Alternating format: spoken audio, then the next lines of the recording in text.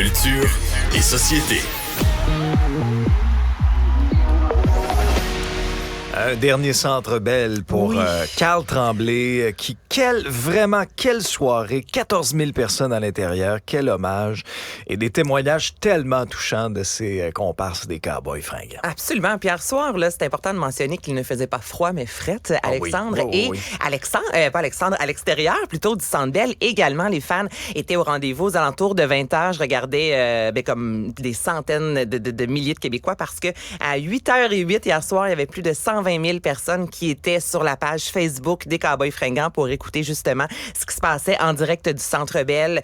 Soirée haute en couleurs, soirée émotive, évidemment. Donc, les 3 membres des Cowboys restants ont pris la parole. Jean-François Posé, on avait hâte d'entendre ce qu'il avait à dire parce qu'on se rappelle que c'est lui qui signe les textes. Donc, il a toujours le mot juste. Et hier, encore une fois, chaque mot était choisi d'une façon chirurgicale, vraiment, pour bien décrire Carl Tremblay. Mariannick également, qui a pris la parole, qui a parlé de leur fille. C'est rare qu'elle s'ouvre sur sa vie plus familiale, intime, mais hier, elle l'a fait en direct du Centre Bell. Donc, vraiment, ça a été une magnifique soirée. Il y a eu des rassemblements un peu partout à travers la province. Et je tiens à dire que j'ai eu une pensée hier, sachant que 2 personnes sur 5 dans sa vie, aura sans doute un diagnostic de cancer. Carl Tremblay qui nous a quittés à l'âge de 47 ans. Donc, j'ai eu également hier une pensée pour tous ceux et celles qui combattent un cancer, qui vivent avec un proche ayant un cancer. C'est sûr que ça aussi, c'est venu ébranler hier des milliers de Québécois qui ont cette réalité plus dure, notamment à l'approche des fêtes. Donc, je tenais à mentionner aussi cette réalité-là. Ouais, t'as bien raison. Moi, c'est un de mes groupes préférés.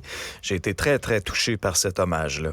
Et je pense que ce sont tous les Québécois qui lui ont dit un gros « je t'aime » et qui supportent aussi la famille des Cowboys fringants.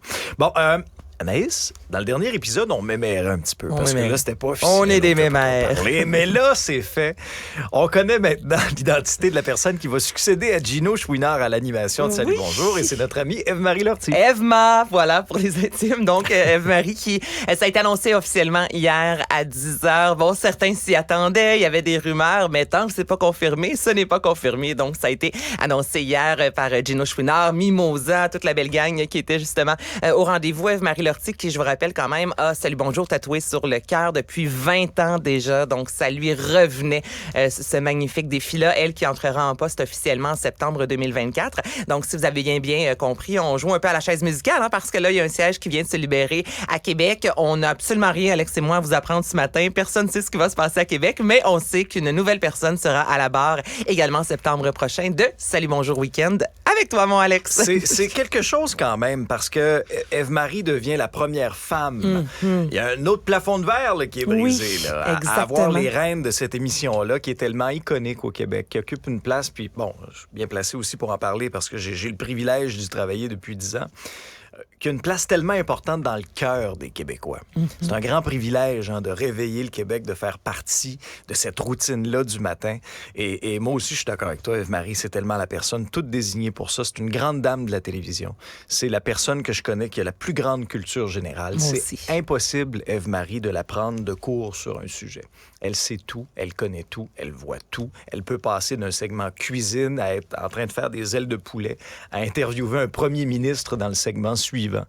C'est fascinant. Pour moi, je l'aime beaucoup. C'est quelqu'un qui a tellement eu une influence importante sur moi. Alors, ce sera la fin d'une époque.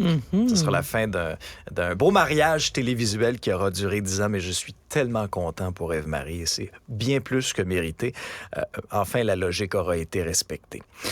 2 annonces de spectacle, Anaïs? Absolument. Donc, tout d'abord, Michel Charette qui a annoncé son premier one-man show. Donc, pour ceux et celles qui aiment l'émission Le Bonheur, il a été confirmé que la dernière saison, soit 3e saison, aura lieu cette année. Et par la suite, ce sera la fin de ce projet-là. Mais vous pourrez le voir, non pas à la télévision, mais cette fois-ci sur scène. Donc, Michel Charette sur scène, 64% authentique. Le reste, 3 petits points. Donc, premier spectacle solo, lui qu'on a connu dans l'humour, notamment avec Jean-Loup le hot dog Duval à Radio Enfer. Ensuite, Léopold dans Les Boys. Et là, il nous a offert vraiment une performance extraordinaire dans le District 31 avec son personnage de Bruno Gagné. C'est en raison de ce personnage-là que l'humour est venu à lui parce que par la suite, il a animé notamment un gala Comédia avec Gilda Roy. Par la suite, il a été à la barre de son propre gala et c'est vraiment là que la piqûre de l'humour, lui qui traîne ça depuis longtemps, mais là, il s'est dit, hey, je passe la cinquantaine, c'est le temps, je le fais. fait. Donc, vous pourrez le voir dès l'été prochain.